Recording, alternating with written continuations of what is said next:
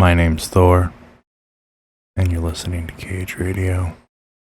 Okay. Alright, hang on. Just give me a minute here. Alright. I'm gonna be real with you. I don't like to do these videos as much anymore because I frankly feel like the level of production is not very high, and it's not really something that I feel like is my specialty, but I feel like if I'm going to keep my finger on the pulse of the sport, I should probably at least put out something that has something to do with the state of things. And we just watched the prelims with a bunch of people I don't really know, and I have to say, I think this is the reason why I focus on the story behind fighters. I don't know who Weston Wilson is. I don't know who Taylor Lepilis is. I don't know who Marcus McGee is. I don't really know these characters, and they are characters to me. Every one of these guys are the guys that I've grown up with, and that's why I know them so well. Like Andrei Arlovski. Andrei Arlovski was my brother's favorite fighter. Back in the time when Tim Sylvia was probably my favorite fighter. I always enjoyed watching Tim Sylvia fight. And Andrei's trilogy with Tim was highly formative on my opinion of the sport. This was back in the day before I understood anything about Pride Fighting Championship. Now, if I had known about Pride Fighting Championship, I probably would have been much more into that. But it wasn't really available at the time that I was getting into it.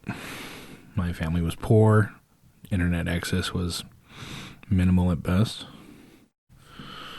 It just wasn't as readily available. So Andrei Arlovski is the guy that I grew up looking at as the man. And, my God, he's 45 years old now. Watching him fight against this Waldo Cortez, this salsa boy, how embarrassing. How embarrassing. I've looked at Andrei Arlovski's his contract. He essentially is making $300,000 per fight now, win or lose. At least it's how I understand it. It's how I understand it. So, I guess it explains why he's plus 525. What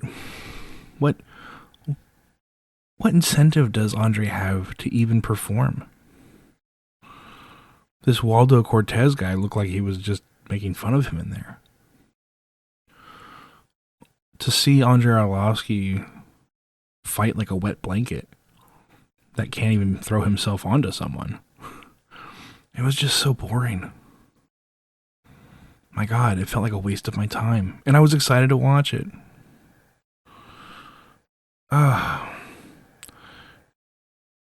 Both of them had such an anemic showing. And as heavyweights, I expect something.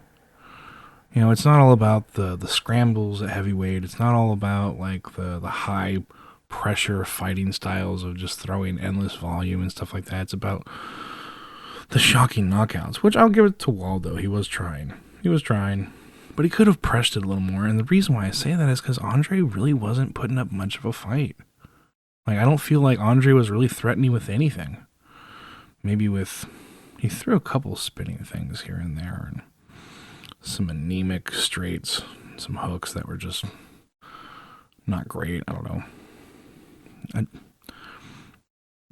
Not a great fight. Phil Hawes, Bruno Ferreira, I don't know these guys. Ricky Simon, Mario Batista, I don't know these guys. I was actually working on my other videos during these two fights because I don't know who these guys are. I recognize Ricky Simon's haircut. That's it. Now, Gabriel Benitez, I don't really know him either, but I do know Jim Miller. And seeing Jim Miller out there still submitting people at his old age, just getting the win, that's the one thing that I got out of this fight. Okay, this whole entire night for me was good only because Jim Miller won. I've seen a lot of old fighters lately get just totally slapped around. Tony Ferguson, Andrei Arlovsky just a few moments ago, not even getting slapped around, Andrei, just looking old and sad. But Jim Miller, still in there, cooking dudes, just cooking them. Just using years and years and years of knowledge just to beat people senseless. And I'm just all about it.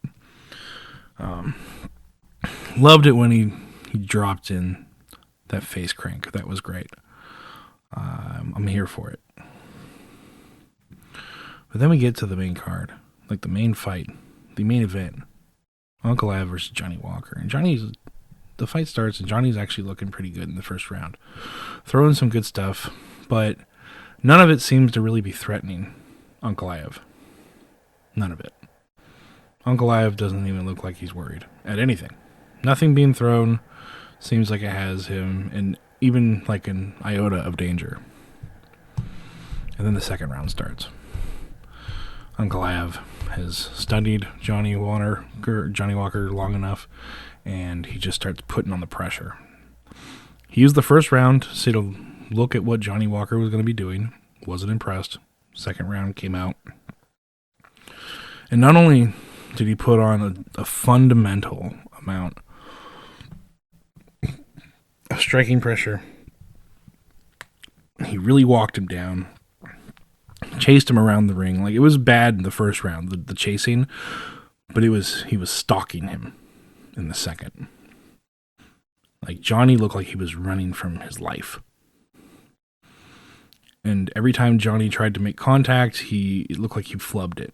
And in the last moment of the fight, 2 minutes and 42 seconds apparently, Johnny Walker walked into something that he got countered for.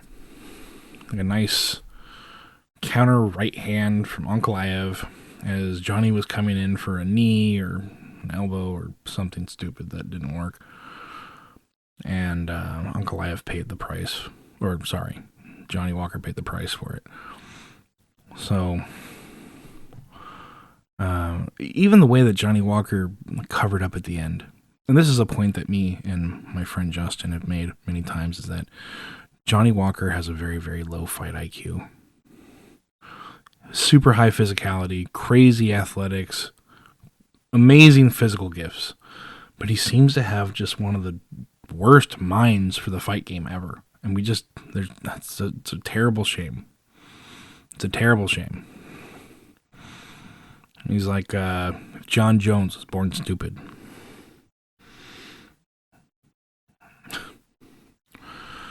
So sad. So sad. Well, overall, though, this is the name of the game.